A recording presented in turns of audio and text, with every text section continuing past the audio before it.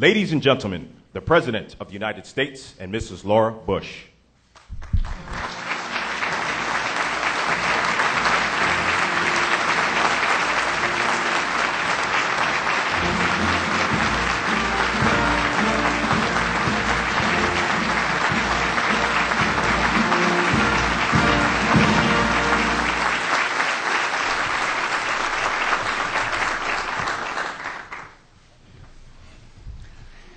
Good morning. Laura and I are thrilled to welcome you to the White House. We welcome the members of Congress, the members of the Cabinet, and other distinguished guests. It's an honor to be with the Medal of Freedom recipients, as well as their family members and friends. We're sure glad you're here. The Medal of Freedom is the highest civil honor that a president can bestow. By an executive order of John F. Kennedy, the medal is designed to recognize great contributions to national security, the cause of peace and freedom, science, the arts, literature, and many other fields. The 8 men and women came to this distinction by very different paths. Each of them, by effort and by character, has earned the respect of the American people and holds a unique place in the story of our time. Our first honoree, Dr. Gary Becker, once said, "Many intellectuals, many economists use obscure language when they write. Sometimes it's a way of disguising that they're not saying a heck of a lot." This economist, however, is different. Gary Becker's many books and articles and his 19 years as a weekly columnist have proved him to be a thinker of originality and clarity. Dr. Becker has shown that economic principles do not just exist in theory. Instead, they help to explain human behavior in fields well beyond economics. He has shown that by applying these principles to public policy, we can make great strides in promoting enterprise and public safety and protecting the environment, improving public schools, and strengthening the family. Dr. Becker has explained as well the real value of investing in human capital. He knows full well that an educated and well-trained workforce adds to the vigors of our economy and helps raise the standard of living for all of us. This longtime professor at the University of Chicago has helped train hundreds of talented economists. He's been a wise and challenging presence in the lives of his students, and they remain devoted to him. One close friend said a 15-minute conversation with Gary Becker can change your thinking forever. He is without question one of the most influential economists of the last 100 years. With today's honor, he is one of only 2 persons to have received both the Nobel Prize in Economics and the Medal of Freedom. The other was the late Milton Friedman. And I know that today Dr. Friedman would be very proud of his friend and student and colleague, Dr. Gary Becker. Congratulations.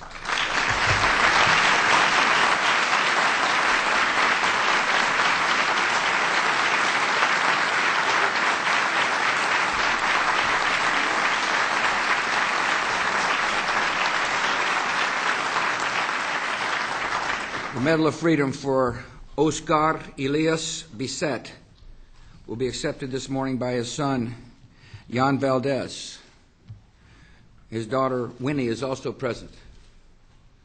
Dr. Bisset is not with us today because he is a political prisoner of the regime in Havana. This ceremony at the White House is being broadcast live into Cuba. To the citizens of that land, I send the respect and good wishes of the United States. Oscar Bisset is a healer, known to 11 million Cubans as a physician, a community organizer, and an advocate for human rights. For 2 decades, he has told the world what he has seen in Cuba: the arrogance of a one-party state, the suppression of political dissent, the coercion of expectant mothers. For speaking the truth, Dr. Bisset has endured repeated harassment, beatings, and detentions. The international community agrees that Dr. Bisset's imprisonment is unjust, yet the regime has refused every call for his release. to the Cuban dictatorship, Dr. Bassett is a dangerous man. He's dangerous in the same way that Martin Luther King Jr. and Gandhi were dangerous. He's a man of peace, a man of truth, and a man of faith. In captivity for most of the last 8 years, he has continued to embody courage and dignity. His example is a rebuke to the tyrants and secret police of a regime whose day is passing. Dr. Bassett is also a young man. God willing, he'll soon regain his freedom as justice demands. He deserves to be reunited with his wife Elsa and all their family. And the land they call home deserves to be free. When that day arrives, the peoples of Cuba and the United States will stand together as free men and women. And the liberated country will honor a great man with a mighty heart, Oscar Elias Bassett.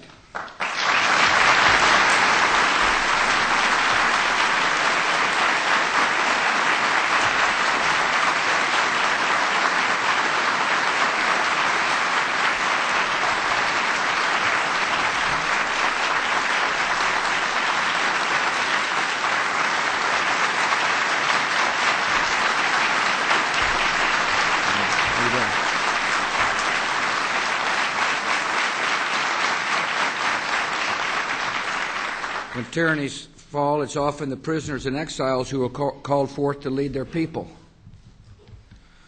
We've seen this in our own time in the lives of President Havel and President Mandela and Prime Minister Maliki, and in the Republic of Liberia, President Ellen Johnson Sirleaf.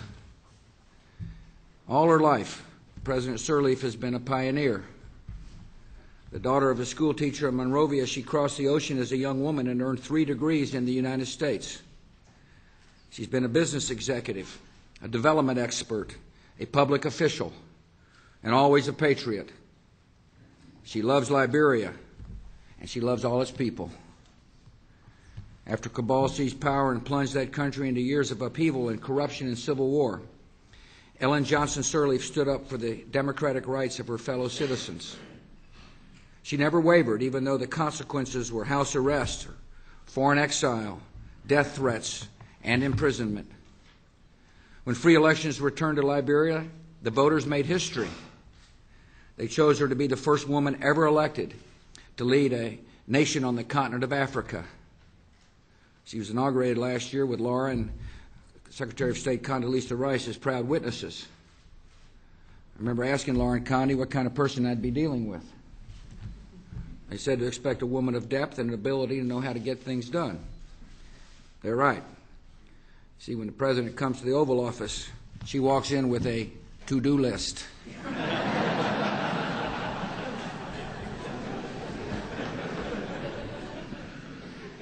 The president has the tough mind of a natural-born executive and the gentle instincts of a mother.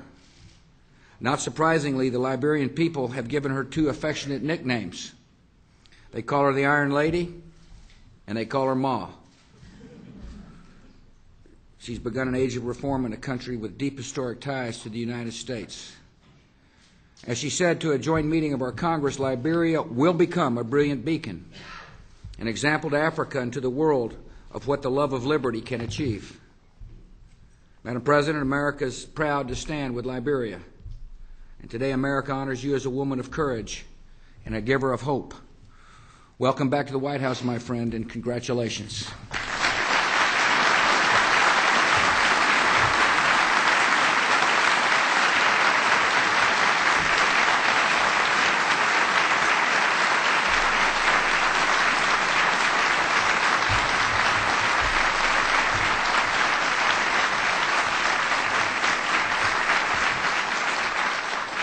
17 years ago, the federal government established a research project with the ambitious goal of mapping the entire human genome. The genome is best described as the code of life, the 3.1 billion letter instruction book that conveys all kinds of information and all kinds of mystery about humankind. Those were the words of Dr. Francis Collins, director of the National Human Genome Research Institute, and the man who led the federal project to full and thrilling success. Many discoveries yet to be made and many scientific triumphs yet to be achieved will be directly traceable to the work of the Human Genome Project. With genetic mapping, researchers know more than ever about the hereditary influences behind cancer and heart disease and diabetes and many other conditions. And that understanding holds the key to earlier detection of illness, individualized treatments, and even life-saving cures. In scope and long-term potential, the Human Genome Project has been compared to the Apollo Project. And its leader, Dr. Collins, is a well-rounded man. Though he routinely works a 90-hour week, he is an accomplished singer and guitarist. I know this because I once heard him at the National Prayer Breakfast. You see, when a man can get up and sing in front of 3,000 people at 8 in the morning, there's something special in his DNA.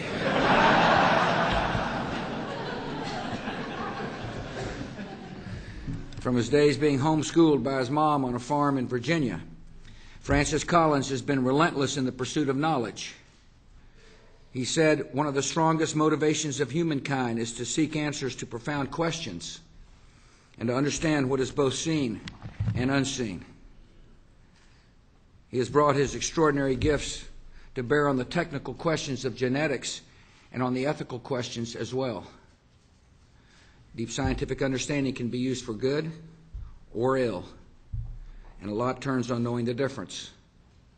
Francis Collins is unafraid of the eternal questions, unswayed by fashion, and unwilling to overlook the distinction between right and wrong. Dr. Collins has often noted that at the DNA level, we're all 99.9% the same, all of us. It's a reminder that the Human Genome Project, with all the promise it holds for tomorrow, also confirms scientifically the timeless wisdom of the brotherhood of man. Americans are rightly proud this project succeeded in our own country, and we're proud of the wise and humane American scientists behind it. Francis Collins.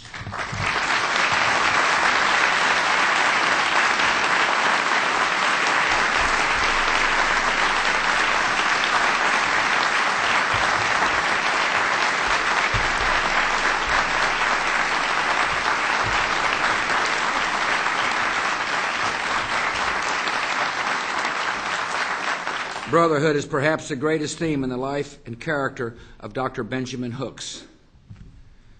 The man has always had what his friend Dr. King called the strength to love. Civil rights activist, public servant, and minister of the gospel, Dr. Hooks has extended the hand of fellowship throughout his years. It's not always an easy thing to do, but it was always the right thing to do.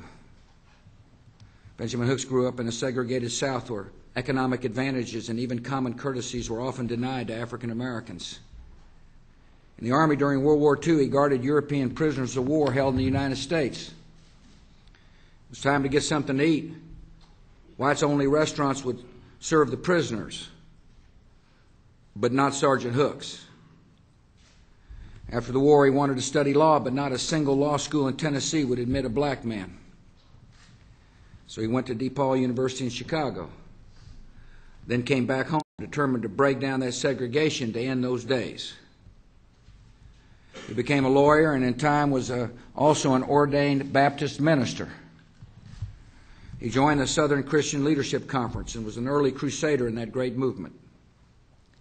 He also rose in the legal profession, becoming the first African American ever to serve as a judge of the Tennessee Criminal Court. He was named to the Federal Communications Commission by President Nixon. The nation best remembers Benjamin Hooks as the leader of the NAACP. For 15 years, Dr. Hooks was a calm yet forceful voice for fairness, opportunity, and personal responsibility. He never tired or faltered in demanding that our nation live up to its founding ideals of liberty and equality. His testimony has special power for the words that he spoke and for the example that he set as a man of decency and rectitude. It's been a great journey, and he's traveled with a good and gracious woman at his side, Frances Hooks. They're a wonderful team. They've been married for 56 years. Dr. Hooks once said, "You've got to believe that tomorrow somehow can be and will be better than today."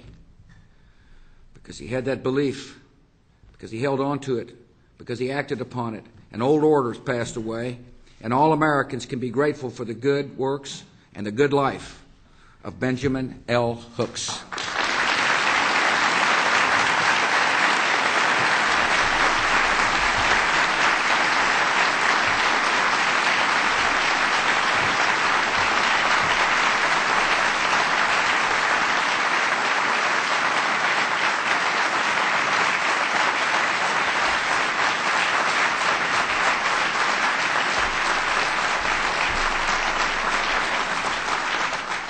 The story of an old order and the glimmers of humanity that would one day overtake it was unforgettably told in a book by Miss Harper Lee. Soon after its publication, a reviewer said this: 100 pounds of sermons on tolerance, or an equal measure of invective deploring the lack of it, will weigh far less in the scale of enlightenment than a mere 18 ounces of a new fiction bearing the title To Kill a Mockingbird. Given her legendary stature as a novelist, you may be surprised to learn that Harper Lee, early in her career, was an airline reservation clerk.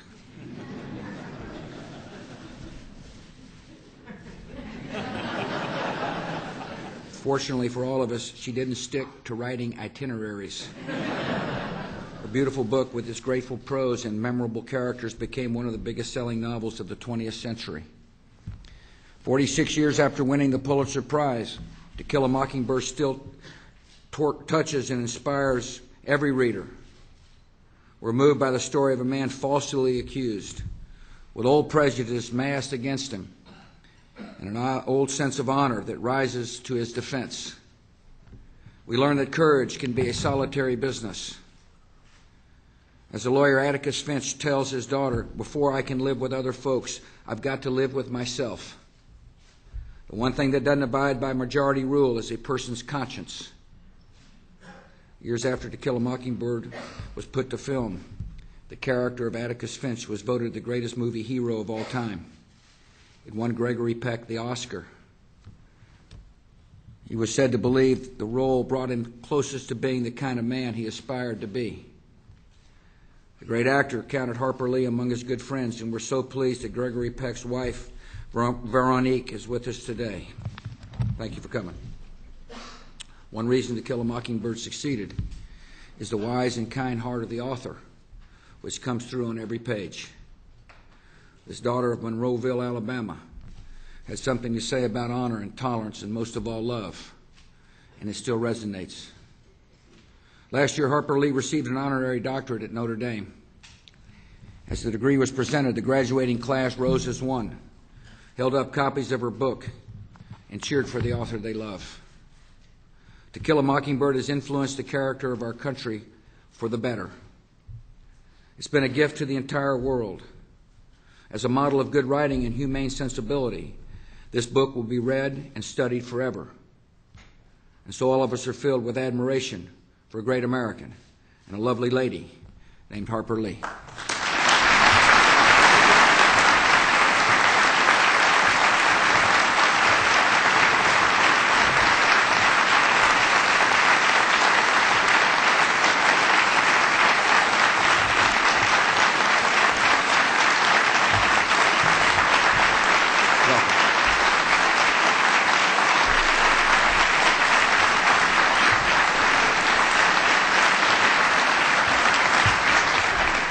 Bob Hyde is here on behalf of his dad, the Honorable Henry J. Hyde, who is not able to be with us today. Congressman Hyde spent more than 3 decades as a towering figure on Capitol Hill. But he first made his name in Washington more than 60 years ago. He was on the Georgetown basketball team. He played in the NCAA Eastern Championship game in 1943. After college and Navy service in World War II, he returned home to Illinois and earned a law degree and made his way into politics. This erudite, scholarly man has walked with kings and kept the common touch. He won 20 elections and gave steady service to the people of Illinois for 40 years. In the House, Congressman Hyde rose to the chairmanship of 2 committees, Judiciary and International Relations. And from the first day, he was a commanding presence, and he was a man of consequence. Colleagues were struck by his extraordinary intellect, his deep convictions, and his eloquent voice. In committee and in the House chamber, the background noise would stop when Henry Hyde had the floor. He used his persuasive powers for noble causes. He stood for a strong and purposeful America, confident in freedom's advance and firm in freedom's defense. He stood for limited, accountable government and the equality of every person before the law. He was a gallant champion of the weak and forgotten, and a fearless defender of life in all its seasons. Henry Hyde spoke of controversial matters with intellectual honesty and without rancor. He proved that a man can have firm convictions and be a favorite of Democrats and Republicans alike. Henry likes quoting the adage, "Make new friends but keep the old. One is silver, but the other is gold." To so many on Capitol Hill, Henry Hyde's friendship is gold. They're quick to say it's not the same Congress without him, but that we're a better country because he was there. And colleagues will always admire and look up to the gentleman from Illinois, Henry J. Hyde. And Bob, please tell your dad, a lot of us in Washington love him.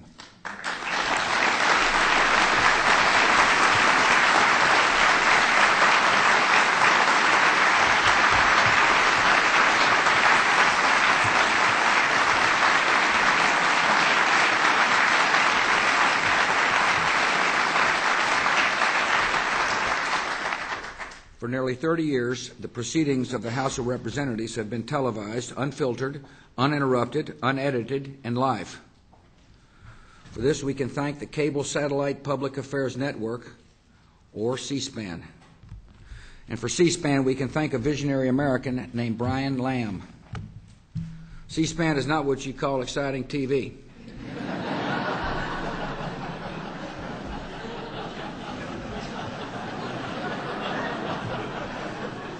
Though some of the call-in shows do have their moments. It is, however, a tool that enlivens democracy and informs and educates citizens of all ages at all hours. C-SPAN channels fill 17,000 broadcast hours a year. But you can watch for years and never hear anyone say the name Brian Lamb. Even Brian never says it. With his low-key manner, this native of Lafayette, Indiana, likes to stick with substance. He's not there to provide commentary or give much reaction either way. Yet vast numbers of Americans consider themselves fans of Brian Lamb. A writer from the Washington Post called it a cult of non-personality. The truth is, we've all seen him, and he's conducted some of the most fascinating interviews we have ever heard. As one C-SPAN watcher said, when you listen to Brian, you feel like he's just like you, only smarter. Brian Lamb has spent most of his life in broadcasting in a career that has taken many turns. First program he ever hosted back in the Midwest was called Dance Date. A side we hadn't seen much of. Brian Lamb is a Navy veteran, a former social aide here at the White House. In fact, when Brian was here a few months ago to interview a historian in the Lincoln bedroom, the maitre d' of the residential staff of the White House remembered him from those days. The network Brian Lamb created has been called scrupulously nonpartisan and inherently patient. Committee hearings and campaign events and conferences and rallies are shown from beginning to end without editorial comment or interpretation. C-SPAN has no agenda and only one assumption, that interested viewers are intelligent and can make up their own minds about what they see and what they hear. And informed citizenry has been the strength of America since the days of the New England Town Hall. C-SPAN has revived the town hall spirit for a modern continental nation. For his enormous achievement and his personal modesty, for his high standards and his contribution to our democracy, America is grateful to Mr. Brian Lamb.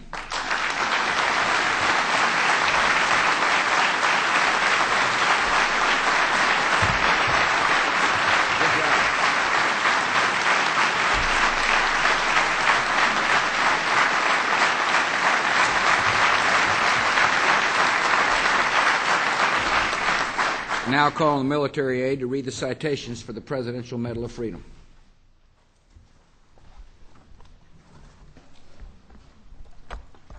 Gary S. Becker.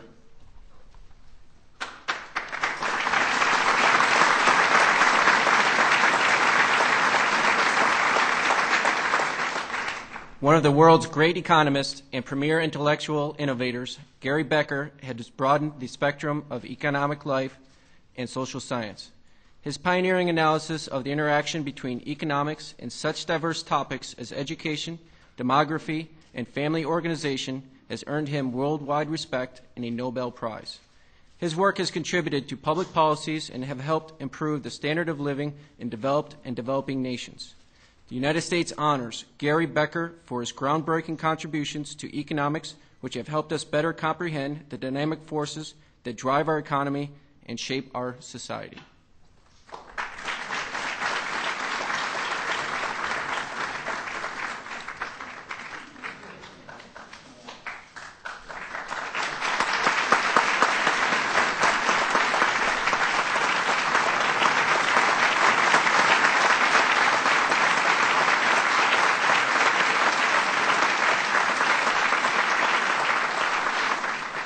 Jan Valdez, accepting on behalf of his father, Oscar Elias Bisset.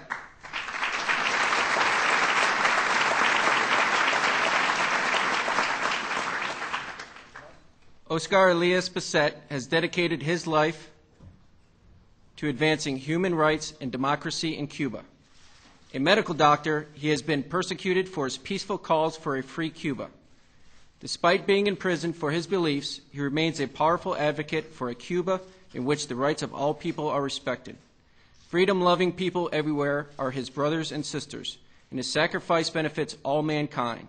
The United States stands with Oscar Elias Bisset in his heroic struggle against tyranny, salutes him for his courage, and honors him for his devotion to freedom and human rights.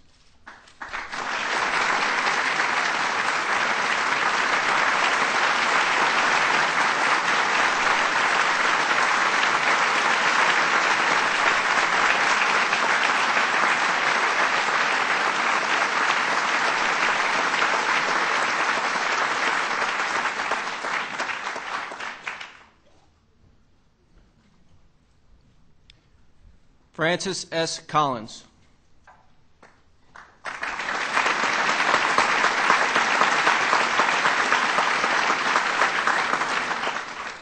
Francis Collins' work has revolutionized genetic research and deepened our understanding for human biology.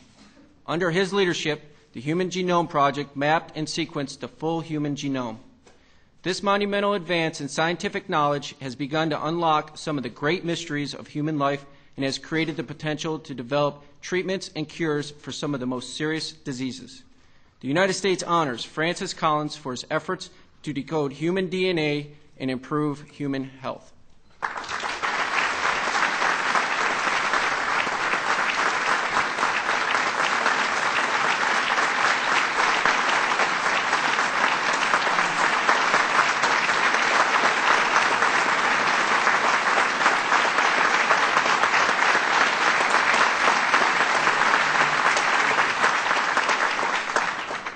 Benjamin L. Hooks.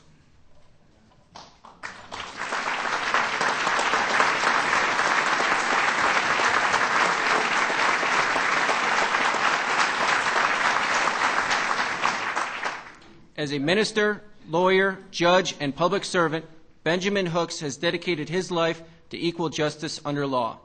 A pioneer of the civil rights movement and a leader of the NAACP, he fought to extend the full promise of America to all its citizens, and he battled injustice with civility, grace, and a generous spirit. His efforts have helped bring our nation closer to its founding ideals. The United States honors Benjamin Hooks, champion of equality, opportunity, and justice.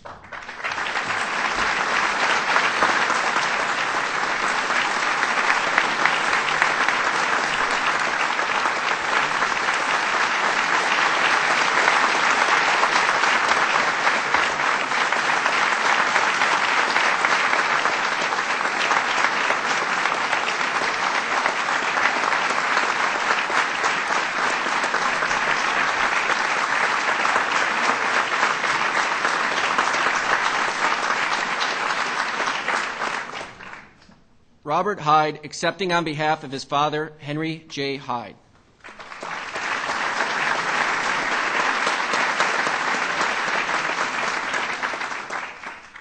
A veteran, a lawyer, and a public servant, Henry Hyde has served his country with honor and dedication.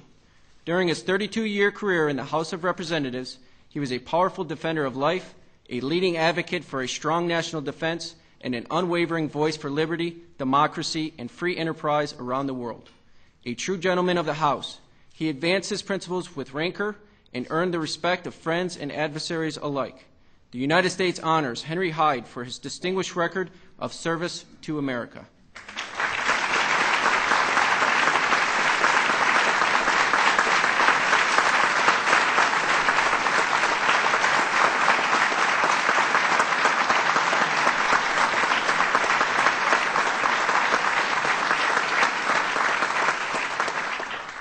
Brian P. Lamb.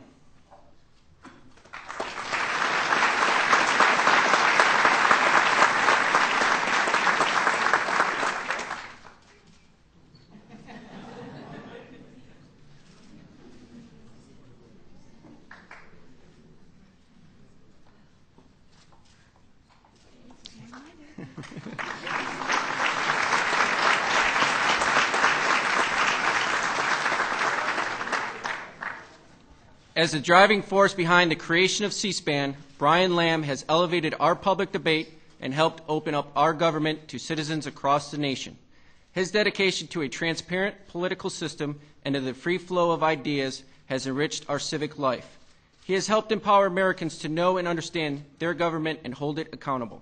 The United States honors Brian Lamb for his efforts to ensure that his fellow citizens are well-informed participants in the American system of self-government through reflection and choice.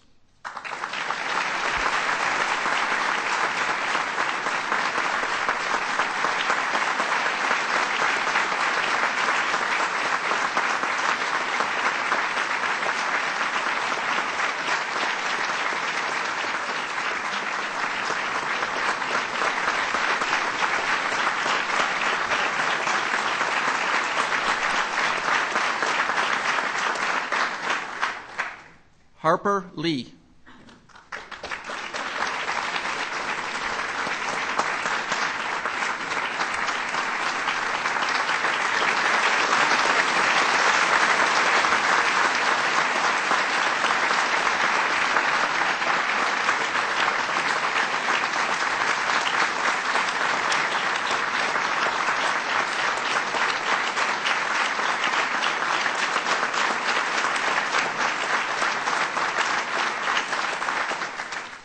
Harper Lee's beautiful book is a meditation on family, human complexity, and some of the great themes of American life.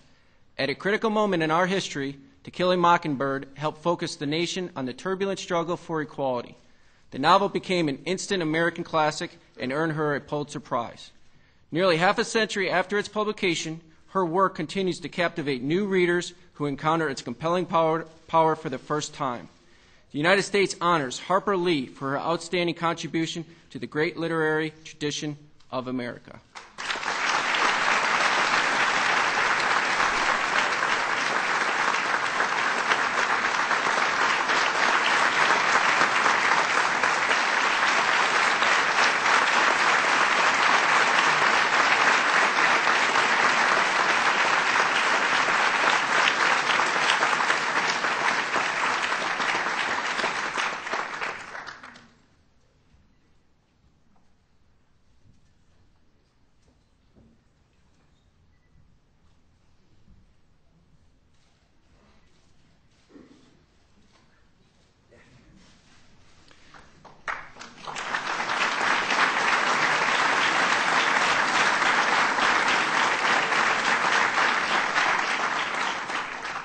President Ellen Johnson Sirleaf.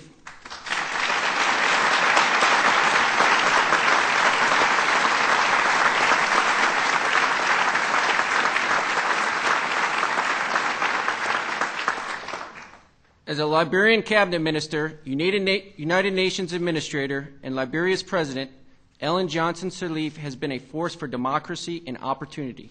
She has helped heal a country torn apart by over 14 years of conflict through perseverance, personal courage, and an unwavering commitment to build a more hopeful future for her homeland. The first woman elected president of an African nation, she has striven to improve the lives of people in her own country and across her continent. The United States honors Ellen Johnson Sirleaf for her dedication to freedom, democracy, and human dignity.